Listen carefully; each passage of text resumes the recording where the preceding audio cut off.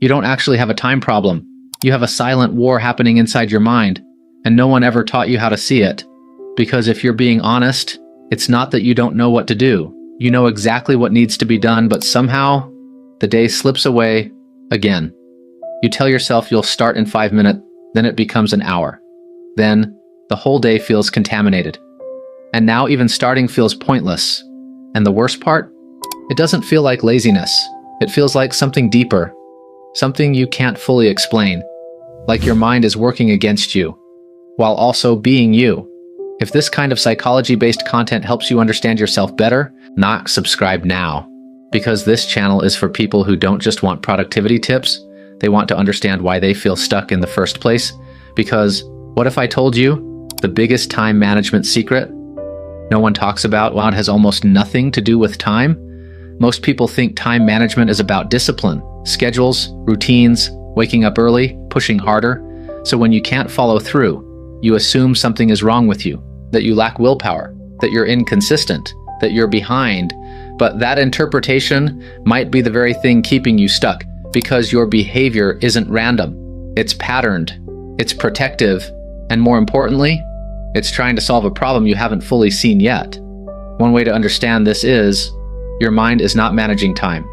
It's managing emotional energy. And if your internal state feels heavy, uncertain, or overwhelmed, your brain will quietly start avoiding the very things that matter most. Not because you're lazy, but because your system is trying to regulate itself. So instead of asking, why can't I manage my time? A more accurate question might be, what is my mind trying to protect me from when I avoid this? Because the answer to that question changes everything. Think about the last time you procrastinated, not the surface reason, the real moment. You sat down, you looked at the task, and something in you pulled away. Maybe it was subtle, a slight tension in your chest, a thought like, this is too much, or what if I mess this up? Or even just a quiet sense of resistance you couldn't explain. That moment is the secret. Because psychology suggests that procrastination is often not about the task itself, it's about the emotional weight attached to the task. Your brain isn't calculating time, it's calculating threat, not physical danger, but psychological discomfort.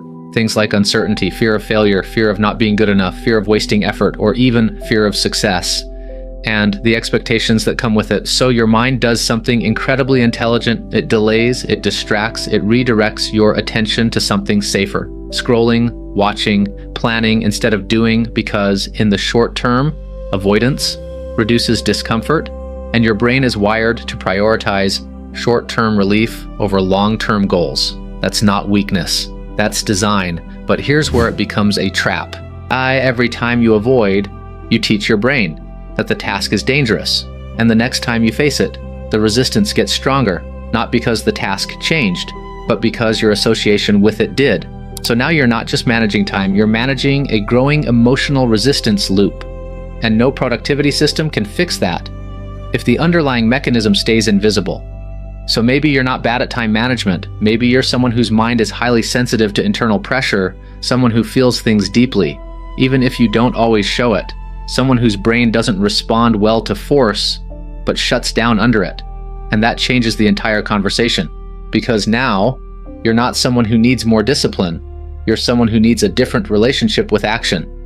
A different way of working with your mind instead of against it. And when you see yourself that way, something shifts. The shame softens. The self-criticism loses its grip. And for the first time, you're not trying to fix yourself, you're trying to understand yourself. And that's where real change begins.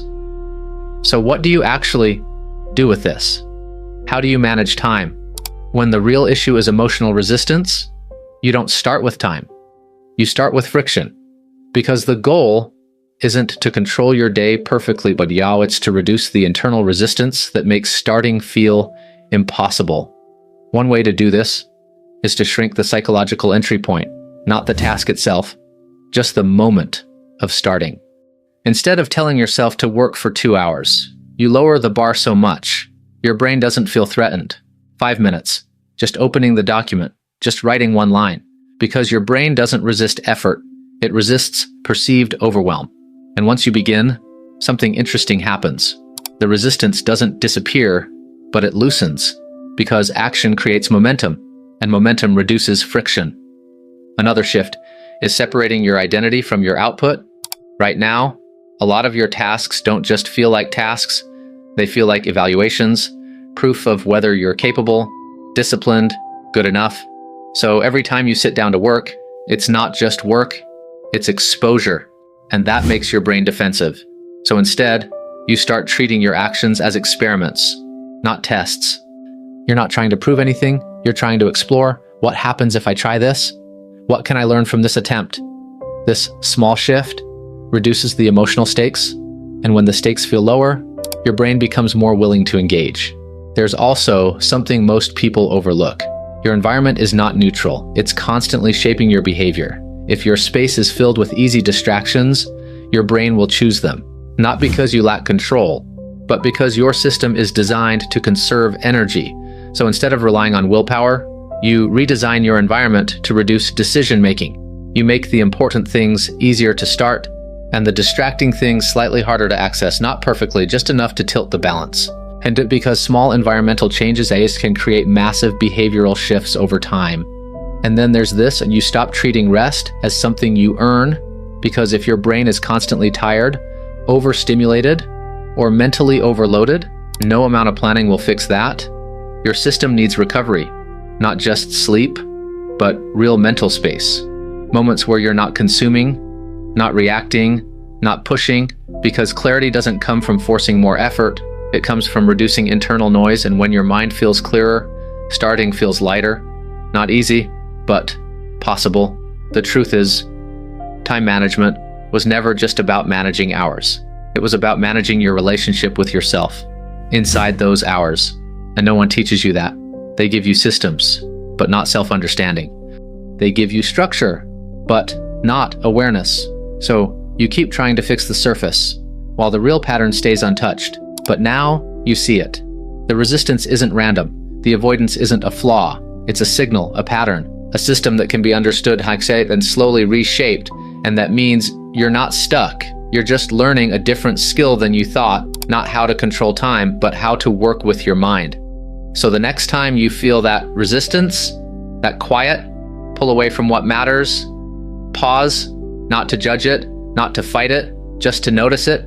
Because in that moment, you're not failing, you're being shown exactly where the real work is. And if you can stay with that moment, even for a few seconds longer than usual, you're already changing the pattern. Not dramatically, not instantly, but in a way that actually lasts. Because real change doesn't come from forcing yourself to be someone else. It comes from understanding who you already are and learning how to move forward from there. And once you do that, time stops feeling like something you're constantly losing and starts feeling like something you're finally able to use, not perfectly, but intentionally. And that's more than enough to begin.